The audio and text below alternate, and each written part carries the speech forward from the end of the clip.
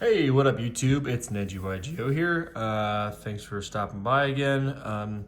We're going to be getting into our most up-to-date Odion deck profile. We've hit a bit of a slump here with all the,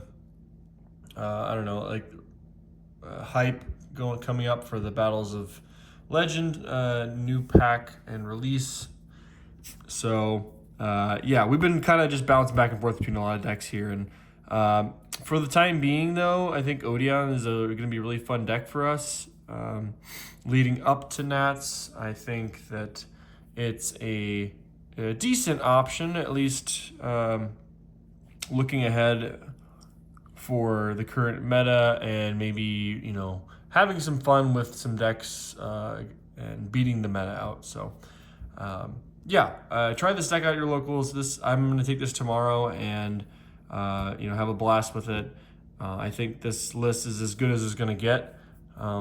It's kind of maxed out right now, but again, there's some more decks on the way. I think this deck is fine. It has been doing decent enough as of late. You'll see some reasons why that is and some kind of explanations on how I'm going to change the deck list later. So without further ado, let's get into it. Starting off, obviously, 3 of the man.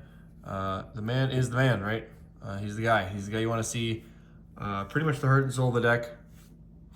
So, yeah, I always play him at 3, as you should. And then we are also playing 3, Anubis the Last Judge. Anubis the Last Judge is also really good. He kind of is another copy of man, as well as a big body. If you summon him from grave. Only issue with trap decks is obviously it just takes a little while for you to get the cards rolling. So you do kind of want to use him sparingly. Like you're gonna only be bringing him out when you have 3 more traps in the grave and or Temple of the Kings. So for the most part, he searches man. And man will search usually a Circuit or the field spell, but 1 Circuit is all you need. Especially in this list. So 3 Treasures of the Kings. Obviously, Treasures is insane. Probably the best card of the deck, not gonna lie. Treasures is pretty good.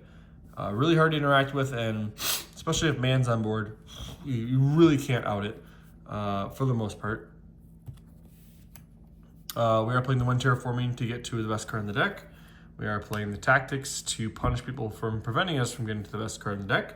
And the 1 Temple of Kings, which is on our mat. So, goated. Got a little Anubis there. So, Temple of Kings.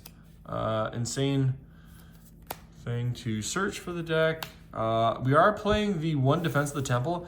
I decided to switch this up because Defense of the Temple is an interesting option for going second.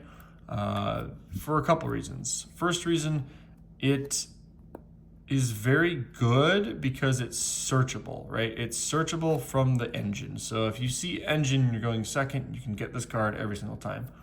So that's the first reason. The second reason why it's good in the main deck is not only is it searchable, but like it gets you to your big your big Circuit fusion, which is a really big beat stick, right? And it's an easy side out card. What I figured out, you don't really need to play the raw package. You can if you want to, but this is actually pretty good in the main. And you can side if you really want to, but I felt like in the main, this is still actually decent, especially for a searchable card going second if you're trying to just break your opponent's board, and it just kind of helps push for game if you don't want to set up the control game the whole way. Speaking of just finding cards, right? We have Small World here. So Small World is kind of insane. Now I'll get back to it because I did post a video about this before, but Small World I think is really good in this specific lineup in Pure. I don't think Small World is great in the Fiendsmith variant because you don't really need it, but in Pure I think you do need it. You're kind of relying on Small World in that sense. Some more cards here. I decided to throw in That's 10. I've done some test hands with this, and just having it in hand while doing testing is pretty insane. Most of the time you're going to run through about 5-ish effects, assuming that they're interacting with you at every point, right? So like, let's say you activate 3 cards and you get you two of those cards, you can only do 2 other things, right? You're at 5. What's interesting about that's 10, which I may even consider bumping this up to 2, is because that's 10 actually lets you have access to any of your engine like serpent cards, right? So if you have that's 10 at 10, it can get you to any of your continuous spells that special summon themselves as monsters, right? Or continuous traps that special summon themselves as monsters. So, and I am maxing out on the ratios, right? So 2 and 3. Main reason being, like, I don't know, it doesn't feel as bad if I see a serpent, and I can play like serpent control is what I call it, right? So serpent control is essentially when I don't see the Odion stuff, it's just the trap stuff, along with hand traps, which actually is fine, believe it or not, because most of the time, if you're just seeing the trap stuff, you can fusion contact fuse them off into Apophis, and then Apophis gets the other pop, resets them every turn. Yeah, so like it's just, you can play control there. But that 10 is a very interesting little tech. I might even keep it in the Fiendsmith variant because it's so fun to be able to be like, okay, I'm activating that's 10. Now go ahead and respond to stuff. You're just increasing my chances of getting to my Apophis, which is just another negate, right? So I kind of think of this in a way as like another copy of Serpent. So I guess like in that case, since I just thought of this actually, if I'm thinking of it as another copy of this, it might be better to just take those out, right? And do it like this, kind of this way. So it's just more ways to get to this card, I suppose, instead of having to play not necessarily 2 bricks, but 2 more of these engine cards. You know, I might play around with the ratios a little bit, but it's an interesting thought, and I think it's something worth considering for the deck, for sure. And then the one embodiment of the Apophis, the one Verdict of Anubis, and the one Statue of Ancient Pattern. Keep in mind, that's 10 can set all these, and the neat part about that's 10 also, that card can be activated this turn. So, just really, really cool stuff, cool interactions. Now onto the fun part, the hand traps. This total, I think, is at 27, I believe. Hand trap wise, we are playing 2 Ghost Ogre, Snow Rabbit, and 2 Nib. Now the reason being for these ratios, let me see if I can put this up here. Reason being is mainly because I felt that the deck does need better removal, and I think Ogre's really good. Bell's fine, like Bell's a good hand trap, but I felt like for the deck specifically, it needs removal. So Ogre's obviously great, and Nib is obviously great at the removal action. So yeah, just I think no-brainer as far as if your deck needs removal to throw these cards in. Now that's removal. Now as far as just interacting, I think Droll is also a very solid card. It's Droll format, right? So you kind of have to have it in your main deck, but specifically for the deck, it does help kind of lower the end boards for the most part and makes it easier to play into in that sense. And then a neat little interaction with Imperm. Why I think actually, even though Imperm is not anything ridiculous right now, in my opinion, I don't think it's anywhere near the best hand trap, but the reason why I decided to throw Imperm back in here is because even if you have like 1 Imperm and you have Treasures becomes a 1-card starter if you Imperm them. So I say that because technically it's 2 cards, but it's essentially a 1-card starter if you Imperm them, and it's in grave because then you have a trap in your grave. You don't need to have 2 cards set. You can activate it, set from deck, and then activate to search, right? So I think the Imperm interaction there is really important. I do recognize that Purge also be very good because Purge is the trap. Purge also ends up in Grave and helps kind of initiate that combo a little more. I don't have Purges. If I did, I would probably be throwing them in the deck to replace Ashes, but again, it's not really a removal spell or a removal card, so not really big on it. And then we are playing 3 Fulos, just helping you get into these guys. Really just trying to help draw into the Nib and Ogre. And the reason for these ratios is because I don't want to see just one of them. I like to see like a combination, ideally. And then Ash as well, like alongside. So, I mean, you could bump both of these up to 3 and then just cut the Ash out. Or if you were playing Purge, the other option is to probably just, because this list is at 42. The other option you could do is just not play the Ash and then just play 3 Purge, right? That would be an option. Or cut 3 Ash, you're at 39, and then just play 3 of like a Nib or 3 of Ogre, and you're at 40. And then that's a clean 40, and you're consistently seeing a lot of the stuff. So, but this is just my generic list, right? So like you guys don't have to follow it exactly. Just kind of what I think my theory is behind why the hand traps should be good. All right, on to the main deck, or extra deck, sorry. Extra deck is 2 Link Spider. Link Spider, great, right? Helps you link off the traps. The 1 Silhouette Rabbit. The 1 SP Little Knight. Don't really need to explain that. These guys, push them up there, no. How to let you see the foiling of the super rare. Yeah, Divine Serpent, Apophis. Hopefully those guys come in QCRs eventually. And then Divine Circuit, Scorpion of Circuit. And then we'll get into this, but I want you guys to pay attention to this.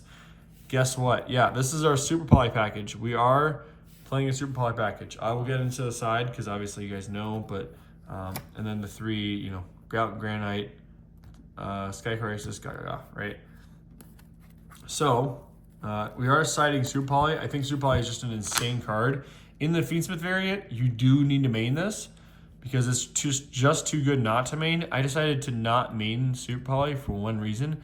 That's because you're playing Small World, so you want to see more hand traps. Therefore, you're having more access to engine. That's the theory. Again, you don't need it in the Fiendsmith because you kind of already have more engine access to the Fiendsmith. Essentially, just 2 bodies, right? But Super Poly, insane card, especially in the side. Yeah, so Super Poly, good side card. Next good side card is 3 Evenly Matched. I don't know. People think this card kind of fell off, which it sort of did, but I don't know. Evenly is still pretty good, especially if your opponent puts up a lot of interruptions, but not an Omni Negate. Then this becomes infinitely better. So yeah, I don't know. I don't know what to tell you. Like, play evenly if you think your opponent is not putting up Omnis. Like Memento, this card cooks Memento. So yeah, just like, I don't know your siding patterns and know what you should be siding in. Next, we're playing 1 Garden of the Gnomes and 1 Soul Drain. This is mainly because I don't know. Like these cards in theory solo, but sometimes they can find their way around them. Like good players will always play through Floodgates most of the time. And like you can set both of these with Lord of the Heavenly Prison, right? And you can search him. So the combo essentially goes, you make Gallant Granite, you overlay with the level 4s, you search him, and then he activates, and then the first thing you activate can set one of these, which can be activated that turn, right? So in theory, just one ofs, you can search it with the combo, uninterrupted. That's the theory. And then obviously your Malice Hate, right? So your 3 Lancia and your 3 Malice. No Chaos Center, obviously, but I think drawing cards is good. Like the siding pattern for Malice most likely is going to end up being siding in 3 Super Poly, 3 Meows, 3/3/3, Taking out probably Ash is low impact. Imperm. Droll's kind of like it's whatever. So, I mean, I'd probably go that. This would probably be my siding out pattern for Malice. Which I think is good because all these are really good against Malice. All these are just okay. And then you're also having access to Fua, and then your like removal cards, so just really good. Aside from that, actually, like to be honest though, you could also take these three out, going second, instead of maybe Imperm. Maybe leave Imperm in, leave those three in. Maybe that's 10. Like these are all kind of just good going first cards. So, yeah, siding patterns we'll have to experiment with, but that is the theory of that. Theory of everything, which is wonderful, wonderful, wonderful. All right, that's it for the deck profile, but stick around if you guys want to see a test hand or two. If you guys are not sticking around, appreciate you.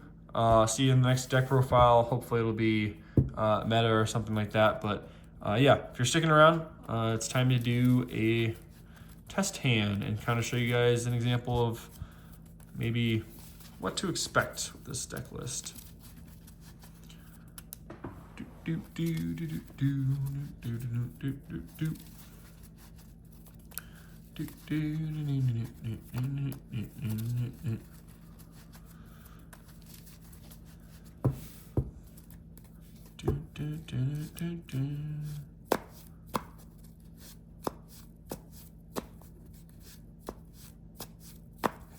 All right, so let's see here. 1, 2, 3, 4, 5. So you might be thinking, okay, this hand sucks ass, but actually it's not awful. Like, sure, you don't have engine, but you do have double Fua plus Snow Rabbit, which isn't the worst thing in the world. Even if you're going first, like you're going first, you pass. If you're going second, you use both of them. But how I would play this hand exactly is what I just said.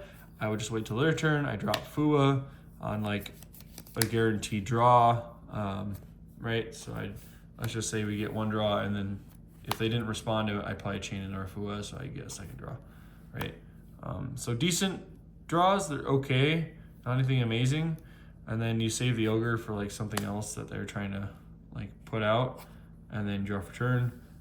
So unfortunate draw for turn. This is just gonna happen in this deck. Like I'm just being honest with you, like it's just going to happen, right? So you probably start out with that's 10 here. You don't really have any much plays, so you're just gonna set your Apophis trap probably and just pass, right? It's unfortunate, but you drew your 2 1-ofs and you have no way to start monster effects to like draw more, right? So you do have an interaction though, so like the more they interact with you, the faster you can get to your other card and like just kind of protect yourself for next turn. But yeah, not too much to show there for that combo. That's just kind of, some hands are gonna be like that. Like guys, let's just be honest, like you're playing Odion and it has what, 9 engine cards essentially? Not really engine cards, but 9 cards that make it consistent. So it just needs more is all.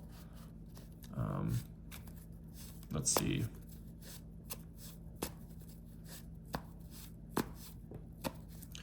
And Fiendsmith, Fiendsmith is what helps the deck kind of do that, because sometimes it's just Fiendsmith control will solo games. So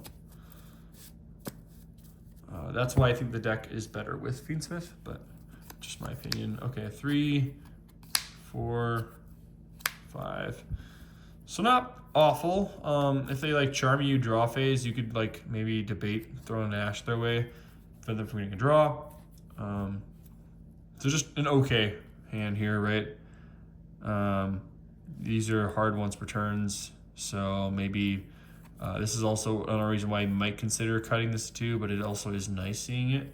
So you're gonna go normal man effect. It's gonna get imperm because this thing is an imperm magnet, but you know, for argument's sake, let's just say it doesn't get imperm by some miracle, and you are able to resolve your search treasures, right?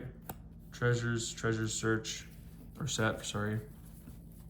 From deck, you are gonna set your Swamp Deity, you set this, use the field spells effect to search for Merciless Scorpion, special summons by banishing your nib, right? And then use the effect to search. It is going to search your, just wait for it, your Temple of Kings. Temple of Kings is going to activate. And now we're cooking with gas. Now you can special this, right? Set your other negate, which can be activated this turn. And you know, you can have some fun here, right? Like usually at this point, what I like to do is I like to just save these two, in case you can't see them, right? I just like save these two and then link this off, right? For a link spider.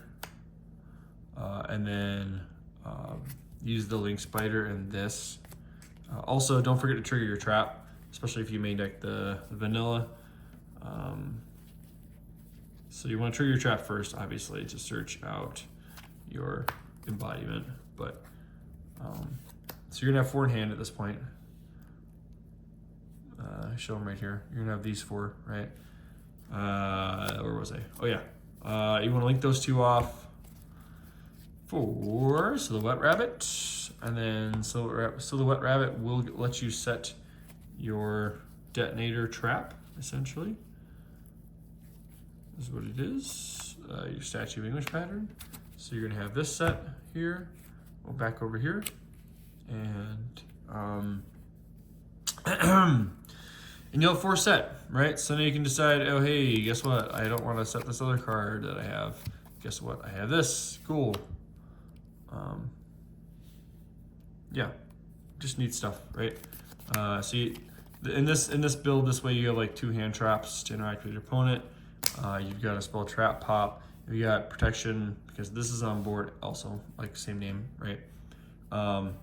You've got spell trap pop, which is 1. You've got a negate and pop, which is 5. And then another pop here, which is 6, and then 7, 8 interruptions. 8 interruptions going first uninterrupted. So, you know, essentially what I'm saying is if this deck goes first, you're probably winning because it's very good, not really affected by Charmies that much. Nib doesn't really do a whole lot to it. And yeah, it's a solid deck going first. The issues are going second, and the list is meant to compensate for that weakness. So, one more test hand here. Let's just see what other crazy stuff we can concoct here. All right, get some nice good cuts here, and then what do we got? 2, 3, 4, 5. So actually pretty solid hand if they don't have an Ash. So, or at least interaction for the most part. But like this stops a lot of decks, right? So you can kind of time things to wait. So if they play Mouse, wait till they splash Major that like Link 2, you can over it. And then even if they tactics you, you're not even worried because you have double nib. They probably rip your Nubis, so maybe you just wait on that. But you know, who knows? Maybe your first action's the nib, and then if they chain something to negate the nib, you can chain imperm target.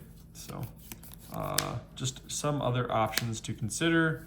But let's say like that interaction falls through and you have this is used, you draw for turn, and it's an Ash. So still not bad though. Like even if they Ash this, you still have Ash, Ogre, Nib on the following turn, and like a Nib on board, right? So they can attack over the nib, it's whatever, you can put it in defense position if you can't get over the token. Like you interact a bunch, you draw into your one of, let's say maybe an Ash does it for that turn, and then they draw for turn. Terraforming. Terraforming is a sick draw. Terraforming gets you full combo, you pop off, you win. So that was like a 2-turn delay, but you know, it's whatever. Worst case, like in that case, guys, like if you are playing Fiendsmith, The big advantage of Fiendsmith is the fact that if you have these two and you're trying to like do stuff, just normal summon Ogre, and then make Moon, right? Like just make Moon. That's the big advantage of that deck being integrated with this. So yeah, thanks for tuning in, guys. That's gonna be it for the whole video. Thanks for staying as long as you did, if you did, for the combo example. And yeah, let me know what you guys think of the deck profile. I'll be running this at locals, at least the next few locals probably. You can anticipate some fun stuff with Fiendsmith engines in the near future. So without further ado, Shinobi out. Thanks, guys.